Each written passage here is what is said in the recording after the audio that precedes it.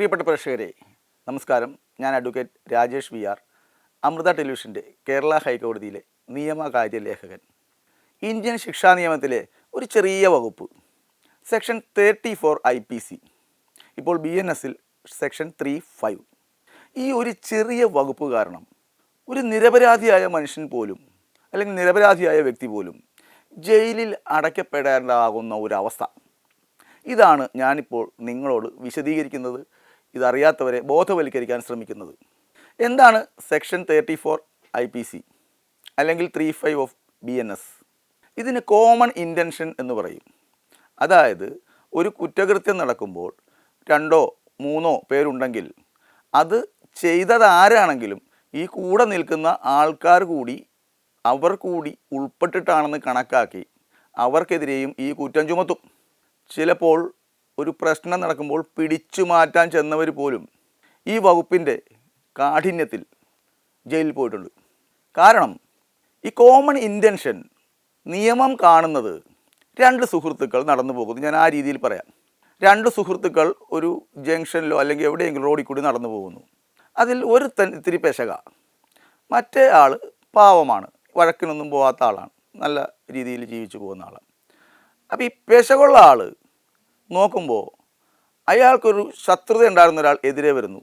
ഈ പെശകുള്ള ആൾ ഒരു കത്തി കയ്യിലുണ്ടായിരുന്നു, എടുത്തൊരൊറ്റ കുത്ത്.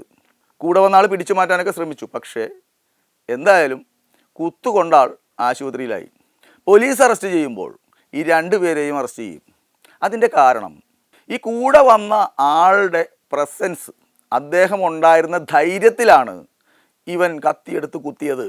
അല്ലായിരുന്നെങ്കിൽ ഒരു പക്ഷേ മറ്റേ കുറച്ച് ആരോഗ്യമൊക്കെ ഉള്ള ആളായതുകൊണ്ട് ഒറ്റയ്ക്ക് കുത്തിയാൽ ഏക്കൂല എന്ന് വിചാരിച്ച് കുത്തൂലായിരുന്നു എന്നാണ് കോമൺ ഇൻറ്റൻഷൻ വിവക്ഷിക്കുമ്പോൾ നിയമം കാണുന്നത്.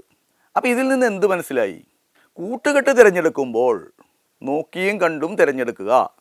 ഈ കുഴപ്പക്കാരനുമായിട്ട് ഈ പാവം മനുഷ്യന് കൂട്ടുകെട്ടുണ്ടായിരുന്നത് കൊണ്ടാണല്ലോ നിരപരാധിയായ അയാൾ കൂടി ജയിലിൽ പോകേണ്ടി വന്നത്. അല്ലെങ്കിൽ ഒരുപക്ഷെ ഈ ഫുൾ ഫ്ലെഡ്ജ് ട്രയൽ, അതായത് ഈ കേസ് തീരുന്നത് വരെ പാസ്പോർട്ട് ഇല്ലെങ്കിൽ ആ കേസ് തീരുന്നവരെ പാസ്പോർട്ട് പോലും കിട്ടില്ല. ചിലപ്പോൾ വിദേശത്ത് കിട്ടാവുന്ന ഒരു നല്ല ജോലി അതുകൊണ്ട് നഷ്ടപ്പെടാം, പാസ്പോർട്ട് എടുക്കാൻ പറ്റാതെ വരും. അപ്പോൾ ഈ കൂട്ടുകെട്ട് നല്ലതായിരുന്നെങ്കിൽ ഈ മോശം കൂട്ടുകെട്ടിൽ പോയത് കൊണ്ട് നിരപരാധിയായ ഒരാൾ ജയിലിൽ പോയി. പണ്ടുള്ളവർ പറയും സമ്പർക്ക ഗുണദോഷ എന്ന്. അതുപോലെ നമ്മൾ തിരഞ്ഞെടുക്കണം സമ്പർക്കം ചെയ്യുന്ന ആളുകളുടെ ക്വാളിറ്റി, നിലവാരമുള്ള ആളുകളുമായി മാത്രം കൂട്ടുകെട്ട് നടത്തുന്നതാണ് ഏതൊരു പൗരനും നല്ലത്. ഇല്ലെങ്കിൽ കുഴപ്പത്തിലാവാം.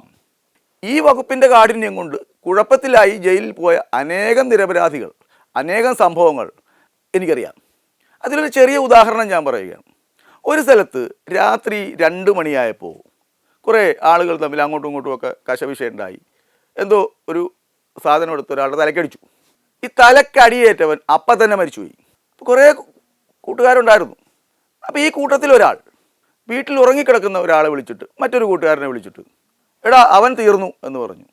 ഉടനെ ഇവൻ എന്താ സംഭവം എന്ന് ചോദിച്ചു. ഇവർ തമ്മിൽ ഒരു 10 മിനിറ്റ് സംസാരിച്ചു. 2 മണിക്കൂർ കഴിഞ്ഞപ്പോൾ പോലീസ് ഈ ഫോണിൽ സംസാരിച്ച ആളുടെ വീട് വളഞ്ഞ് അയാളെ അറസ്റ്റ് ചെയ്ത് ജയിലിലാക്കി. 45 ദിവസം കഴിഞ്ഞിട്ടാണ് ജാമ്യം കിട്ടിയത്. കാര്യം ഒന്ന് ഫോണെടുത്തേ ഉള്ളൂ.